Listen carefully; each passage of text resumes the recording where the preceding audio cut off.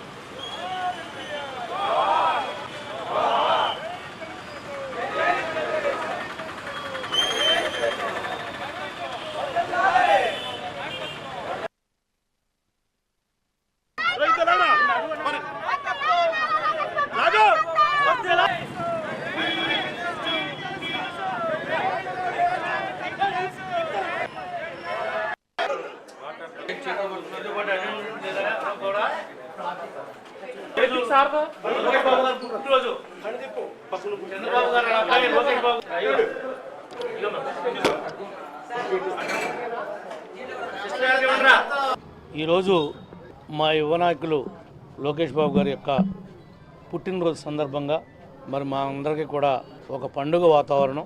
ఈరోజు జిల్లా పార్టీ అధ్యక్షులుగా చంటి గారు కూడా ప్రమాణ స్వీకారం చేస్తున్నారు. మరి ఈ కార్యక్రమాల్ని పునస్కరించుకుని ఈరోజు ఎవరైతే పేదవారు ఉన్నారో ప్రభుత్వ హాస్పిటల్లో 470 మంది మరి ఈరోజు హాస్పిటల్లో అడ్మిట్ అయి ఉన్నారు.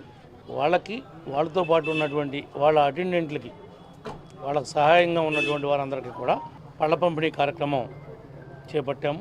దీనిలో మా 4 మండల పార్టీ అధ్యక్షులు, క్లస్టర్ ఇన్ఛార్జీలు, యూనిట్ ఇన్ఛార్జీలు, బూత్ కమిటీ కన్వీనర్లు, సొసైటీ ప్రెసిడెంట్లు, వివిధ హోదాల్లో ఉన్నటువంటి పార్టీ కేడర్ అంతా కూడా మరి ఒక తాటి మీదకి వచ్చి ఈ కార్యక్రమాన్ని విజయవంతం చేసినందుకు, దీనికి హాస్పిటల్ సూపరింటెండెంట్ గారు వీళ్ళు కూడా సహాయ సహకారాలు అందించినందుకు ప్రత్యేకంగా కృతజ్ఞతలు తెలియజేస్తున్నాం. ఇలాంటి నాయకుడు ఇంకా కొన్ని కాలాల పాటు ఆరోగ్య ఐశ్వర్యాలతో ఉండి పేద ప్రజలకి, రాష్ట్రానికి ఒక వెలుగు చూపించాలని మనస్ఫూర్తిగా భగవంతుడు ఆయనకు ఆ శక్తిని, ధైర్యాన్ని ఇప్పుడు ఉన్నదానికి ఇంకా మరింత కలగజేసి అభివృద్ధి పదంలో వెళ్ళే విధంగా మరి ఆ భగవంతుడి సహాయ సహకారాలు మా లోకేష్ బాబు గారికి అందించాలని మనస్ఫూర్తిగా కోరుకుంటున్నాం. ఈరోజు మా యువ నాయకులు లోకేష్ బాబు గారి యొక్క పుట్టినరోజు సందర్భంగా మరి మా అందరికీ కూడా ఒక పండుగ వాతావరణం.